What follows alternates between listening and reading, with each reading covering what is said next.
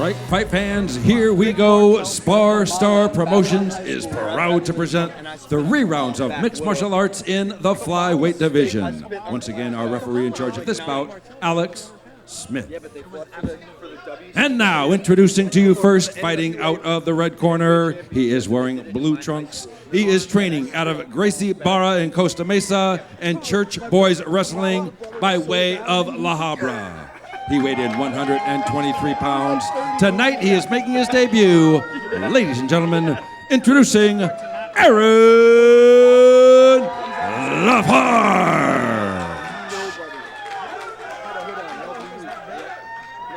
His opponent across the cage on my left, fighting out of the blue corner. He is wearing black trunks trimmed in white. He is training out of FCA MMA in Santa Ana by way of Garden Grove.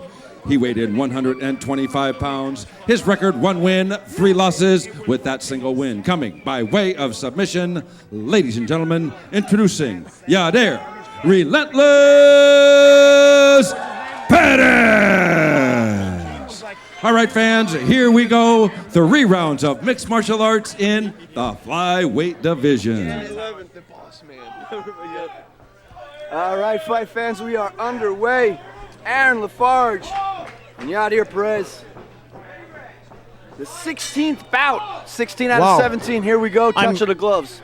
I'm bleary-eyed, but I'm still into this. Lafarge has heavy cauliflower ears. Okay. Looks like a wrestler. Yeah, he's going high to his bread and butter. No margarine, parquet. Ran straight at him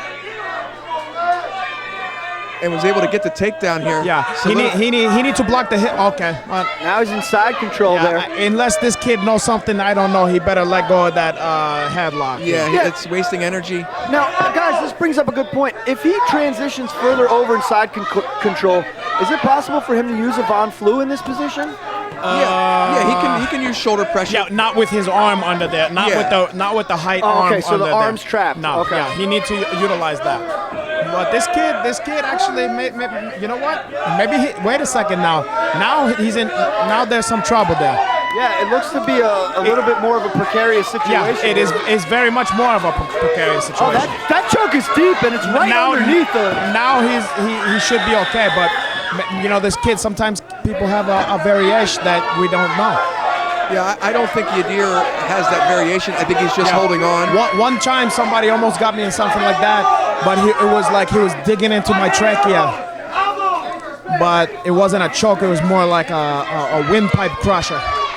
Lafarge needs to stuff that leg. A common mistake wrestlers make is passing very loosely because they're used to scrambling that way. The name Lafarge, he reminds me of Geordie Lafarge from the Star Trek The Next Generation. And it was played by your boy from Heating Rainbow. And also Kuncha Kinte from Hoots. I think it's Heating Rainbow, if I'm not mistaken. That's what I said. Oh, yeah, okay. How dare you, Kevin Widows? Yeah, that's your boy, LeVar Burch. We got ourselves our own little next generation going on in the cage right now. We got a barn burner here. Oh, he gave him a little bit of, he kicked him off with that. I like that. That's some gamesmanship. Kevin pointed out something very astute. Lafarge had top position that entire time, but perhaps his wrestling pedigree getting in the way. He wasn't able to transition, wasn't able to capitalize, wasn't able to do anything with that dominant position. Hey, but you know what? He got the takedown and he got on chops, and that's where the points, you start to hack up the points. How do you guys score that first round? I'm going to turn it over to you, Hanach. How do you have the first round? I got LeVar Burton, 1-0, a.k.a. Lafarge. Or what is his name again? Lafarge. Yeah, Aaron Lafarge. I got Aaron Lafarge. But I give credit to the other kid. What's the other kid? Perez. Because, you know, he put him in a little bit of trouble on that guillotine attempt when I thought there was no trouble, but he knew something that we didn't know. Kevin, how did you score that first round? Oh, you got to give it to Lafarge. You know, he took him down, maintained top position, landed some ground and pound. Yeah, I already said that, but whatever. I think he's reminiscent of Hani Yaya, the way Hani used to run at guys and just be hell bent on getting them down to the ground. I think that's what we're going to see here again. Hani Yaya used to give people a cascado if there was talks against disrespect. Hani Yaya hates doors backstage, by the way. What? Isn't he the guy that broke his hand punching a door at the back of the UFC? Oh, no, that's Honey Jason. Oh, Honey Jason. I get my Honeys confused. Hey, listen. Lafarge. Ooh, nice hands there. Lafarge is abandoning his wrestling and trying to trade punches here, and it's allowing Perez to find his rhythm. There we go. Okay. And he's going to go for a ride again. And it's deja vu all over again. You know, that even though Lafarge is able to get that takedown, he's absolutely telegraphing the entrance. And Perez is using straight punches to defend it. He should be throwing a knee or an uppercut. You know, Kevin, am I correct? And shout out to JT, who just notified me he worked on reading Rainbow. Caralho, we're going to talk about that later. Oh, wait a second. Okay. Yadir Perez in a tough position here. There we go. See how he stuffed the leg there nicely and passed. Very nice. Looking for a knee slide on belly here. He can get Von Flood right here, especially against the cage. Why are you so hung up on Von Flood? Because it's the technique you use to counter that headlock from side control. And everybody knows Germans are better at Brazilian Jiu-Jitsu than anybody else. Yeah. I'm just kidding. It started in Germany. You've been watching too much, what's that movie, The Three Amigos? Yeah, Kid Minneapolis. He fought out of Detroit. you see who's the kid, little Nettie Niederlander. But that was all camera tricks. The pass is there.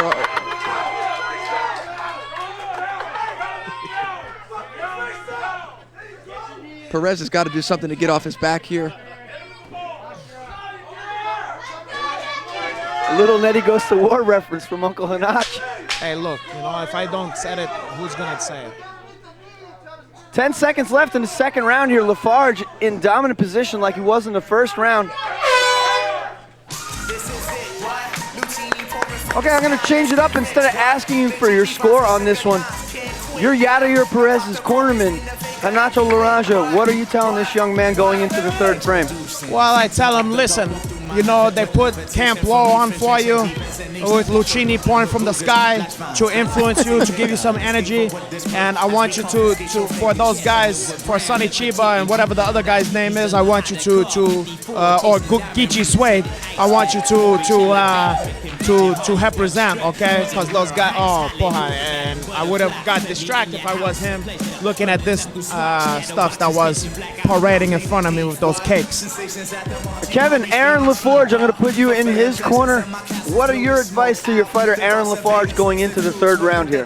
I tell him to basically do what he's been doing, except eliminate the strikes. Why bother taking a chance and trading on the feet with Perez when you know you can take him down at will?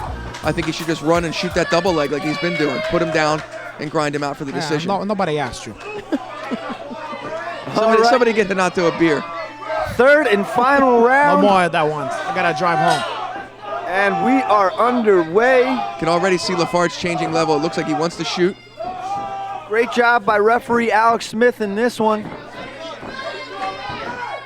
Lafarge with a really wide stance. Yeah, Perez gotta just throw the hands. You know, he gotta not throw any kicks, and just try to throw those hands. You know, he's putting that leg out there, perhaps baiting him. It's a dangerous game because if he gets taken down one more time, you know, unless he can sink that guillotine and get a hold on him with his legs, you know, I feel his best. I feel his best bet is the hands. See, I don't know why Lafarge is risking. You see, he ate a right hand there, and then he goes to the double. He should just go right off the bat. Oh, boy. Falling back on his pedigree. And this is where it's going to end. He's going to stay here as my guess. I think that's a good guess. Unless your boy here... He's got a triangle set up he's looking for if he can sneak that left leg out. Lafarge using his right leg to keep him smushed underneath. Yeah, he pressed up against the cage. It's going to be tough here to work off his back and get the angles that he likes. Nice right hands underneath the armpit. Lafarge digging some body shots there. They're going to score. You know, Yadir Perez is going to have to do something. He's obviously down in this fight.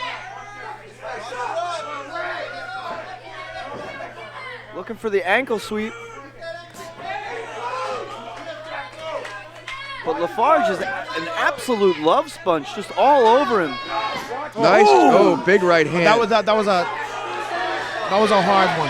Alex Smith very close to stopping that one. Now wait a second. Now let's see what we got going on here because no, he don't have enough time. He don't have enough time. Little butt punches here. If that was me, I would have. If I was, Perez. Nah. Hey, look, you know, the hustling was one out on that one. You know, Joe Rogan points it out all the time on the UFC broadcast. If you're going to have a pyramid for mixed martial arts skills, wrestling would pretty much make up the entire base of it. Look, never mind Joe Hogan, okay?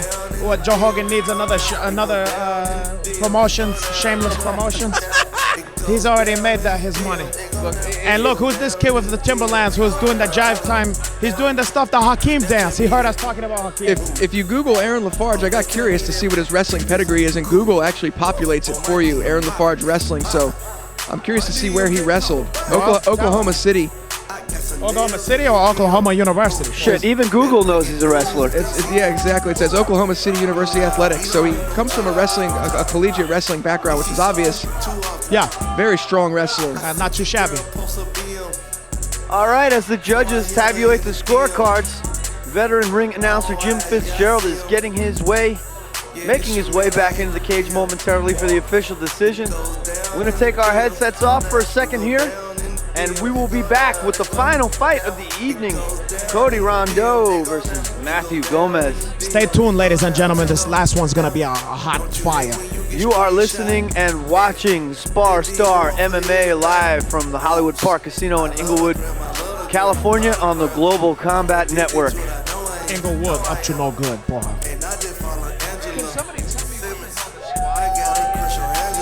Oh, it's so you can shit with your feet up. Supposedly when you shit normal, your shit pipes like this. Ladies and gentlemen, after 3 rounds of action, we go to the scorecards. We have our decision. All 3 judges ringside scored the bout 30-27 in favor of our winner by way of unanimous decision, the red corner, Aaron Lafarge. I got broads in Atlanta, just to lean the family.